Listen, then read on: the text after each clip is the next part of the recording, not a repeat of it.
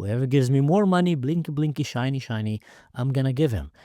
But let me tell you something, guys. Make America great again is different than make America rich again. Being rich doesn't mean that there's things that are more important than money, things that are more important than living the American dream. And that is the soul of your nation. That is the... Guys, many Trump supporters are not gonna like this video, but we gotta talk about it. What's going on with Trump and his romance with the Arab world? Selling Saudi Arabia, selling Qatar, selling Turkey advanced fighter jets. Turkey is supporting Hamas. Meanwhile, having an Al-Qaeda member, an ISIS member, visit the White House on the Veterans Memorial Day. You see, these things in the Arab world, they mean something. Dates in events have a meaning. So in that day, where you have many people who died because of Al-Qaeda, you have one of the heads of Al-Qaeda walking in the Oval Office, giving him golden perfumes, gifts of him and his wife, while he is massacring Druze and Christians and minorities in Syria, actively doing that. What is going on? Syria is probably as radical as Gaza, if not even more. The people in Syria... Syria is a sandbox for ISIS, for Al-Qaeda. There's about 27 different terrorist groups there that are even more extreme than ISIS and Al-Qaeda, and they're the one running the government, by the way. Ahmed al-Shara is a terrorist, literally a known terrorist. Nothing changed. A year ago, he had a bounty of $10 million on his head. And the only thing that changed is that he seized power of his country by force. So he did not change his views. He did not stand down from his views. He did not stop killing Christians, Alawite, Yazidis, and Druze. He did not stop anything that made him the terrorist to begin with. And all of a sudden, he's not a terrorist anymore. He is in the White House on the Veterans Day. And he's getting, golden perfumes and jokes and I don't know what, playing basketball with the same U.S. generals that used to go and try to hunt him down, try to take him down and catch him. Getting interviewed by the former head of the CIA and etc. So just really asking for a friend. What is happening? Something really weird is happening. Maybe I got this wrong. But just my gut feeling is telling me that this is something that we might regret for years to come. I mean, look at what happened with Israel. Israel went and basically defeated the Islamic Republic of Iran. It was about to crush that regime. America goes and tells them, stop, guys. Don't destroy them. Don't topple that regime. Israel goes and start rescuing the Druze. And by that is coming to a place where it's actually might even give the first time the freedom for minorities in Syria, Druze, Christians, Alawite, they might first time be free from the oppression of Islam. The United States comes and says, stop, guys. Don't do that. Israel goes and almost completely crush Hezbollah. Give the first chance for Lebanon to be completely free from the hands of Iran, Islamic Republic of Iran, radical Shia, Sharia law, Hezbollah. America goes and says, Israel, stop. Don't completely defeat them. Israel almost completely defeat Hamas, literally wipe them out. This close to doing it, there's like hundreds of terrorist traps in tunnels right now, begging, please let us go out so we can keep fighting against you tomorrow. America comes and says, okay, let us help you get the hostages. Don't completely defeat Hamas.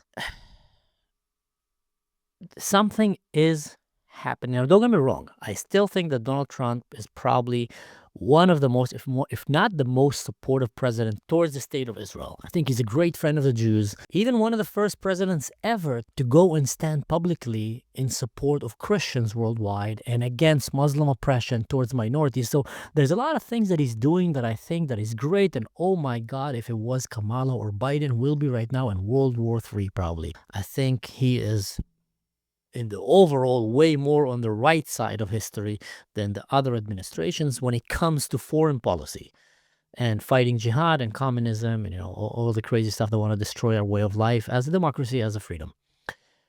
But just something feels like there's a lot of power in the Arab world when it comes to leverage on this administration that keep stopping them every time they're about to make a big progress towards Team West, Team America, Team Israel, Team Europe. Something stops them. Oh no, that's not good for Team Islam, Team Sunnah, Team Shia. team communism. We're seeing some shady stuff also happening with Ukraine and Russia. Here's the thing. I know some of the viewers might not like what I'm talking about here, but I made a promise to myself. With this channel, I'm going to be talking about what is right, not about the left and the right politically. I'm going to stand with the left or stand with the right blindly. I'm going to talk about what I feel is the right thing to talk about. And right now, I feel that there's a very weird romance, buddy, brotherhood, romance, bromance that is happening between the Arab world, the rich Arab world, into the Trump administration. And I feel that we might be doing a terrible mistake here that we will regret for years to come, generations to come. So, like it or not, I think it's important that we talk about these things. And just the mere fact that for a second you might start thinking, oh no, it's not okay to talk about it because you're criticizing a leader. I don't know what. God forbid that this is how we start thinking. Leaders, whenever they come and take power, should be fully open for criticism, coming to their people and telling, I'm going to do my best to serve you to the best of my capabilities. And I believe that Trump is trying for the best of his capabilities. No one can take that from him. He's working relentlessly, day and night, going and trying to bring deals that will bring peace and save lives. I think so. I think this is what's happening. But you should never be immune to criticism. You should never be immune to being called out and ask for explanations. Undoubtedly, there is something fishy that is happening with this romance, with the Arab world, and with the billions of dollars that have been thrown right, left, and center just to cover for all kind of crimes that are happening under the sun and allow them to progress ideologies and agendas that are clearly not going hand in hand with the West. I can promise you that the ideologies that many of these countries have, and good for them, are just not fitted with the West, with democracy, with freedom, with where we would hope to see our civilization. And God, God help us. I love freedom. I love democracy. I love the fact that we have the freedom to practice our religion, to practice our faith, to live our life protected as humans under the law. I love that. I think that's a great thing. You want to be whatever you want. Just be whatever you want as long as you're not harming others. I love that. But there's a lot of ideologies in the world that don't support that. But then again, what is going on with the Arab world? Let's break it down. Obviously, even the most moderate Muslim country do not share the same Western values like America, like Europe, like the West, like Christianity. We're talking the moderate ones, Saudi Arabia and Dubai. Then you have the extreme ones like Qatar, and Turkey is shifting there right now. It's very sad to see that, but it is. They don't share the same values. Their people don't love America. Sooner or later, these weapons will be used against America, US troops, and the allies of America. Because you're giving it to people that clearly are saying that they're enemies of your civilization, that are trying to destroy your civilization from within. You cannot be in both sides of the fence at the same time. It's just impossible. You're either pro-Western values, Christianity, and etc., democracy, freedom, or you're pro-communism or jihadist, Sharia, and all these things. Like, you can't be on both. They're not the same thing. They're completely different, and they stand on opposite views in many, many aspects of life. Unless there's a third side you can be standing on, and that side is the side of money. Whoever pays me, I'm gonna sell him. Whoever gives me more money, blinky, blinky, shiny, shiny, I'm gonna give him.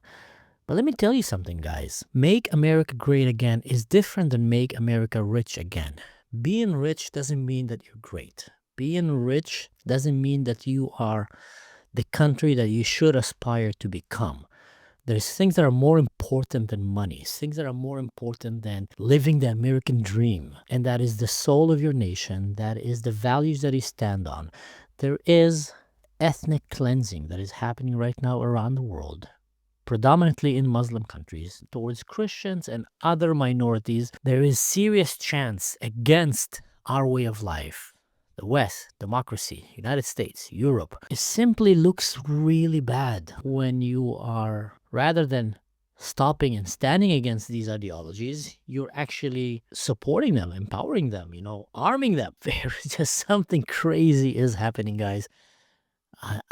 Leave it in the comment. Whatever you think, leave it in the comment. Do the like, share, subscribe. Go check my Patreon to go and help this channel keep growing. But until then, guys, don't do anything stupid. See you next time.